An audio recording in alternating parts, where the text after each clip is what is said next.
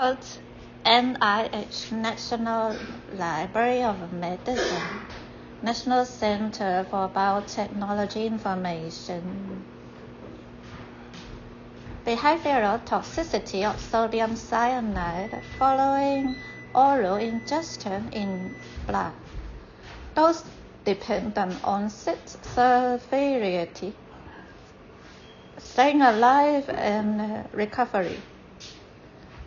Nathan Neal, C. Rice, Noah I. Rothschild, Jeffrey L. Langston, told M. Rice, 1111. Author information, article notice, copyright and license information, blah, blah, blah, blah, blah, blah, blah, blah. The publisher's version of this article is available at something toxical. Number 1, introduction. Cyanide is a substance that is used to control animal populations, e.g., 1, 2, and has an extensive history of use as a poison and chemical warfare agent, with examples dating back as far as Nero and ancient Rome. There are numerous natural sources of cyanide, including various beans, leaves, fruits, and roots. Cyanide could be absorbed through ingestion, inhalation, or dermal contact, with the most common route of acute exposure being through inhalation, fast smoke, and combustion of materials. The 3 typical weaponized forms of cyanide are hydrogen cyanide (HCN), cyanide salts such as NaCN and KCN, and cyanogen compounds chloride or bromide.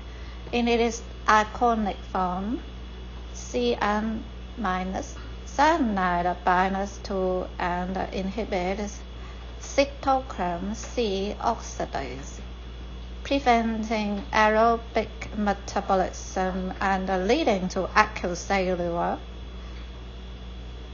hypoxia and lactic acidosis. Clinical signs of acute cyanide poisoning include dyspnea, arrhythmias, bradycardia, hypotension, convulsions, coma, apnea, and death. It is estimated that the median lethal dose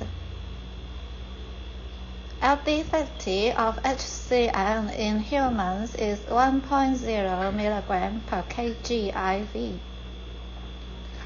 100 mg per kg via dermal exposure, and 1.5 to mg per kg via the oral route.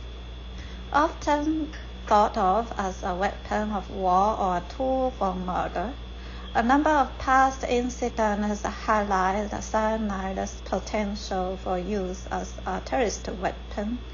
In 1982, 7 people in the Chicago metro area were killed by Tylenol capsules adulterated with cyanide, causing severe economic damage to the pharmaceutical industry and large-scale changes in drug packaging.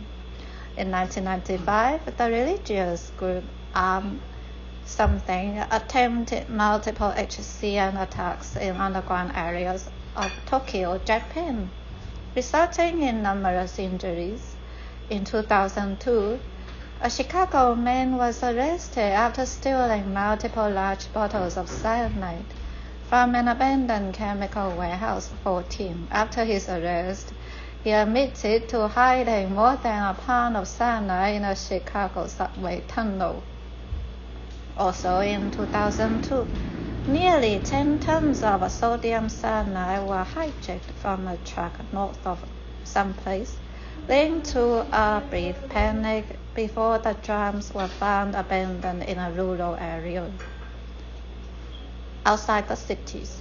Much of the cyanide that is readily available is either a byproduct of or is used in the manufacturing of various materials, such as nylon, rubber, and plastics. An estimated 1.84 billion pounds of HCN were generated in the United States in 2004. Although cyanide has potential for use as a terrorist weapon in its gas form, the lighter than air quality may limit lethal potency in open air environments.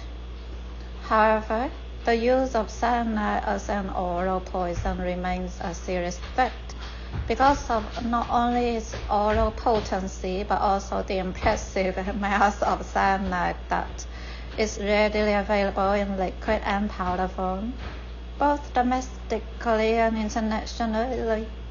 Combining this with the fact that cyanide salts may easily be used to adulterate food or drink, a clear need exists to study and understand the progression of toxic effects following oral cyanide exposure. Ideally, laboratory models would closely mirror and predict real-world scenarios of the threats posed by ingestion of cyanide salts. Numerous studies have been conducted in various animal species involving the acute toxicity of orally ingested cyanide salts dissolved in a liquid. However, the gavage method, gastric intubation, is typically used for these studies 18 to 22. Despite how commonly gavage is used as an administration method, its use in small animal oral toxicity studies falls short of mimicking the poisoning of a consumed food or drink item in the real world.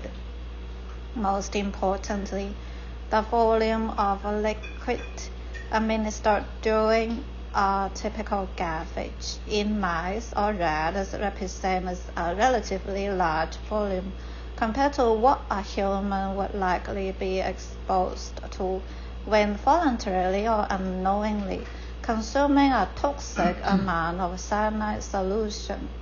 For example, a common gavage volume of 1 milliliter per 100 gram body weight dose of cyanide solution would equate to a 700 milliliter dose volume for 70 kilogram human.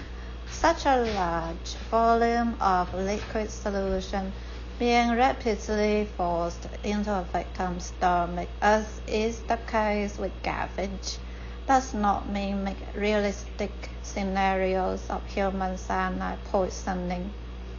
Further, the volume and concentration of liquid used during gavage dosing of a cyanide solution has a significant effect on the toxicity of the dose with larger volumes and correspondingly more dilute solutions, correlating with increased toxicity. Of additional concern is that in some cases, gavage studies of cyanide toxicity may fail to even describe the volume at which a given dose of cyanide was administered. 20.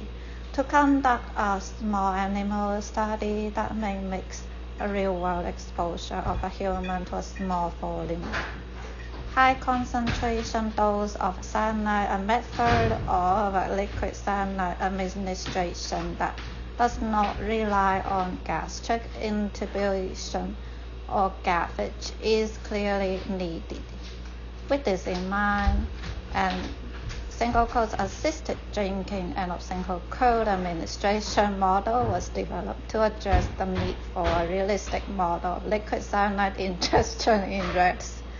After much experimentation, it was determined that completely voluntary ingestion of an acutely toxic amount of cyanide salt in any number of adulterated food items was not reliably possible in rats, even with extensive behavioral training. This is likely due to the caustic nature and/or apparent aversive taste of concentrated cyanide salts. Whether in or out of solution, rats would often begin to consume a cyanide poisoned morsel of food. For instance, peanut butter mixed with confectioner's sugar. See section 2.4 for more details. Only to expel and reject the unswallowed food upon apparent detection of the cyanide adulteration. Thus, for our model, instead of relying on entirely voluntary consumption, each subject was held upright while up to 75 UL of sodium cyanide solution was dispensed into the cheek pouch of the rat with a standard pipette. With the rat's heads held upright, swallowing was visible to the technician administering the solution. In some cases, swallowing was immediate, whereas in other cases it was necessary to hold the animal upright for as much as 5 seconds until the rat swallowed the solution.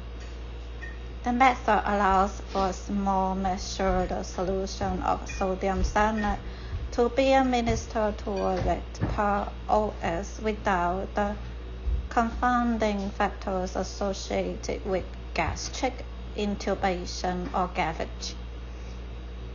We were then able to observe rats for overt toxic signs or initiate behavioral assessment immediately following exposure of each subject. Unquote, blah, blah, blah. It's a long article and it's gonna keep going. Number 2, methods. 2.1 chemicals. 2.2 subjects. 2.3 apparatus.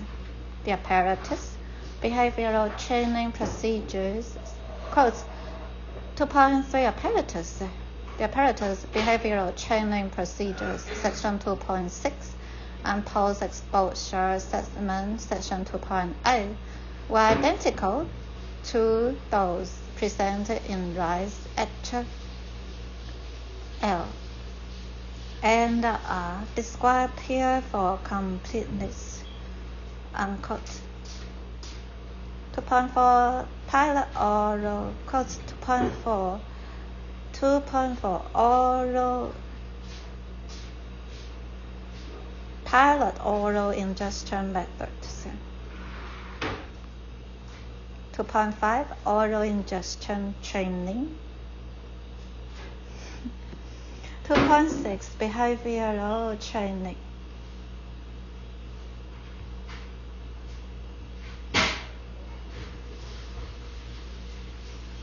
Blah, blah, blah. 2.9 statistical analysis. All statistical analyses were conducted using IBM SPSS Statistics 22 baseline session data were collected from the 5 sessions preceding NaCN exposure. The data gathered from the baseline sessions served as each rat's pre-exposure control data for evaluating post-exposure outcomes, often as a proportion of pre-exposure control performance.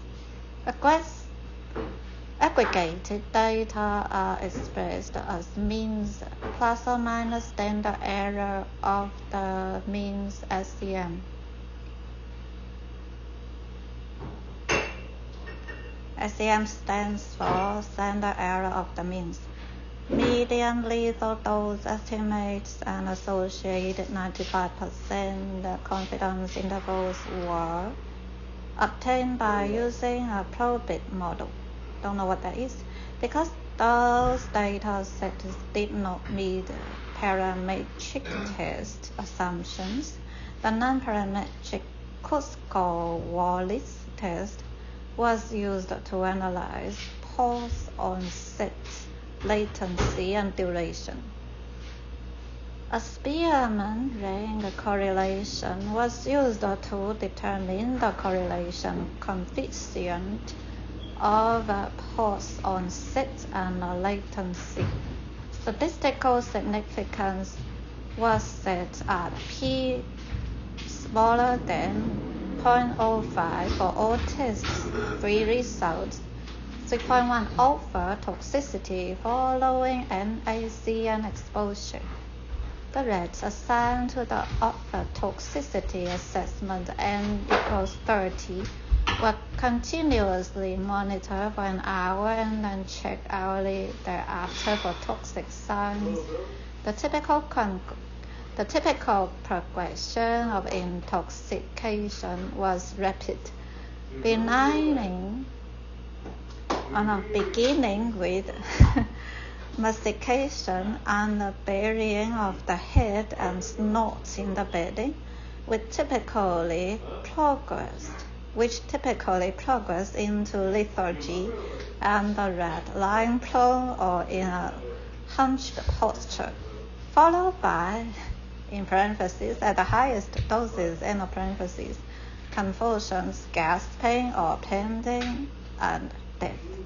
Convulsions were typically of the tonic-clonic variety, characterized by a brief period of muscle rigidity, followed by a longer period of rapidly alternating muscle relaxation and contraction.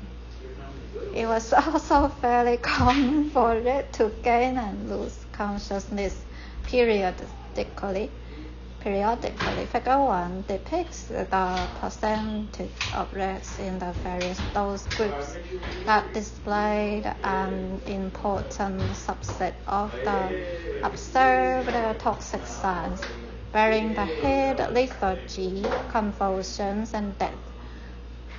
Those toxic signs exhibited a clear dose dependency, with higher doses of NaCN producing an increased prevalence and severity of intoxication. Convulsions and death sometimes occurred at the 64 mg per kg dose, and those outcomes became more prevalent as the dose increased. Convulsions preceded death in all of the fatal cases, regardless of dose, with the exception of one subject in the 128 mg per kilogram group. That particular subject experienced respiratory distress 3 minutes after NaCN poisoning and died within 7 minutes without exhibiting any convulsions. Blah blah blah, unquote. 3.2 Behavioral toxicity.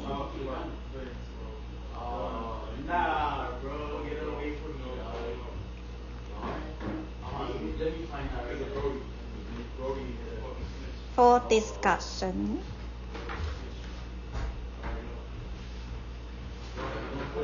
it's a long article. Research highlights, acknowledgements, footnotes, references.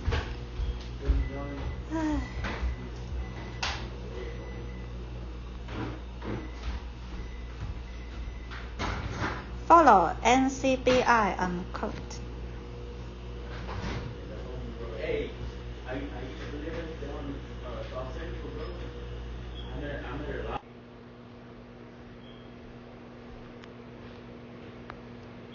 Quote, NIH, National Library of Medicine, National Center for Biotechnology Information. Behavioral toxicity of sodium cyanide following oral ingestion in blood. Dose-dependent onset, severity, staying alive and recovery. Nathan Neal, C. Rice, Noah I. Rothschild, Jeffrey L. Langston told the analyst